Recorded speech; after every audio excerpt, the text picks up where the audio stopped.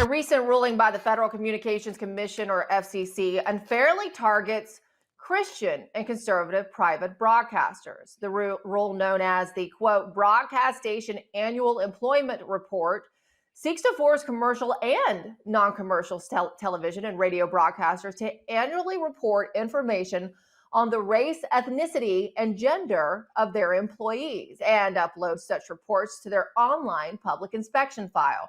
Per the FCC's order, the information provided to the FCC in the form will not be de-identified or kept private by the Commission, opening the door to third-party weaponization of the public file to target specific broadcast stations. The National Religious Broadcasters has taken up the call to challenge this wholly unconstitutional FCC rule in the courts. In February, Brendan Carr, the senior Republican member of the Federal Communications Commission, originally reported that this rule had passed and stated just opposition to it. Of course, the FCC is run by the Democrats now, and they overruled him. But the Democrats might have a hard time implementing this rule because, as Carr points out in his tweet, the rule in question has been shot down by the courts at least twice now. And joining us now is Michael P. Farris, who is the general counsel for the National Religious Broadcasters, which is an organization that prides itself on ensuring religious liberty in the broadcasting industry. Michael, thanks so much for joining us on this. You know, it's probably not a topic that a lot of Americans are on top of, right? We know about it because we're in the broadcast industry. Tell us why this is so important, just to constitutional rights in general. Well, the government should not be able to gather information about people that they cannot legitimately use. And there's no legitimate use of gathering information about racial biographies, gender biographies, religious biographies, sexual biographies, whatever they want to say, because when you post that on people's public information, it's just done so that left-wing activists can attempt to pressure, dox, attack people that don't meet their profile. It's a backhanded way of putting quotas into Christian and other kinds of broadcasting, which are unconstitutional. The Supreme Court's made it very clear. We are supposed to be living in a colorblind society, a gender-blind society, where everyone is treated equally without all these systems of quotas and pressures. And that's in this vein, and we're going to fight back. And I'm glad you're fighting back, and you wonder, well, how can they even go forward with this? And it's kind of what they do is semantics, right? They find some obscure rule from the past and try to implement it. The Federalist has reported that the proposed regulation was actually first introduced in the 1992 Cable Act, and that the U.S. Court of Appeals struck the rule down as unconstitutionally enabling the hiring of Americans for their skin color all the way back in 2001. Now, meanwhile, the FCC argues that the rule is critical because it will allow for analysis and understanding of the broadcast industry workforce. The FCC also claimed it could not generalize or aggregate racial and sexual data because it would be less useful. So what they're really saying is this will be used to go after right-wing and Christian broadcasters. That's pretty explicit, I think. Is that what you gather from this? Yes, indeed. I mean, if this was about analysis of trends, then you could gather the data and keep it all private.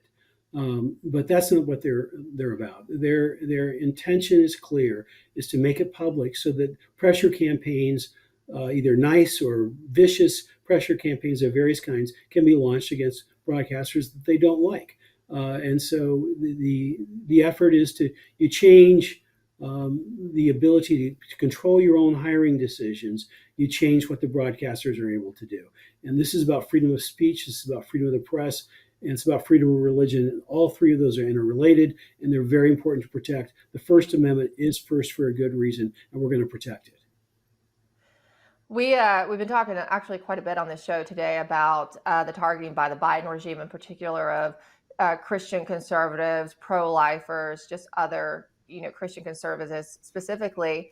You've got an SEC that is dominated by a Democrat majority. And although, as Brendan Carr noted, the courts might have shot this down a couple of times in the past, what we do know is this Biden regime is very committed to its targeting of Christians. They've made that clear. And they always seem to have the philosophy, lose, but try again until they're eventually successful.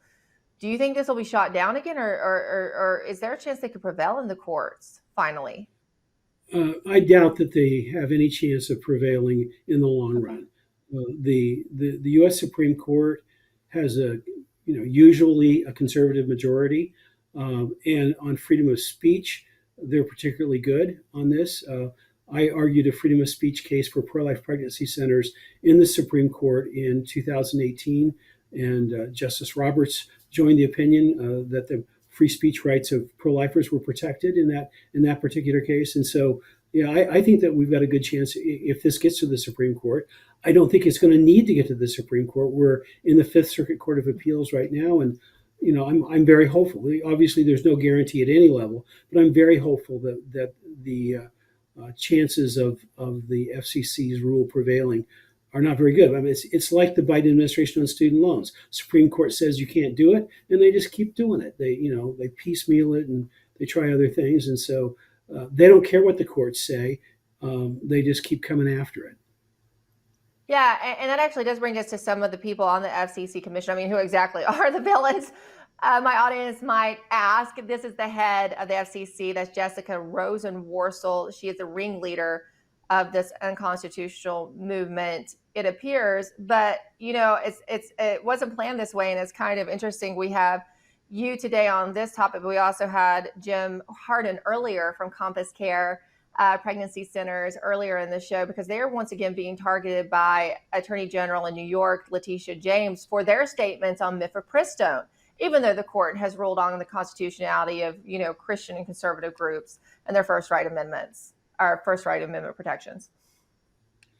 Indeed. Well, they've been coming after the pregnancy centers, but I did have the privilege of arguing the case that will settle that in the pregnancy centers case in favor. But the process is the punishment. So they're going to take the pro-lifers through this, spend lots of money, lots of effort. At the end of the day, hopefully they'll be made whole. I mean, in the case that I argued, the state of California ended up having to pay a pretty good amount of money for attorney's fees that went to the nonprofit organization that I worked for at the time, Alliance Defending Freedom, and so to pay back all the hassle they had caused. But it doesn't ever make you fully whole. And so they don't really care if they win or lose, it would seem, because they keep trying the same unconstitutional tactics over and over again. And you keep fighting it. So I'm glad that the NRB is fighting back on this. We'll watch this as it progresses. Thank you so much, Michael, for joining us. Been my pleasure. Thank you.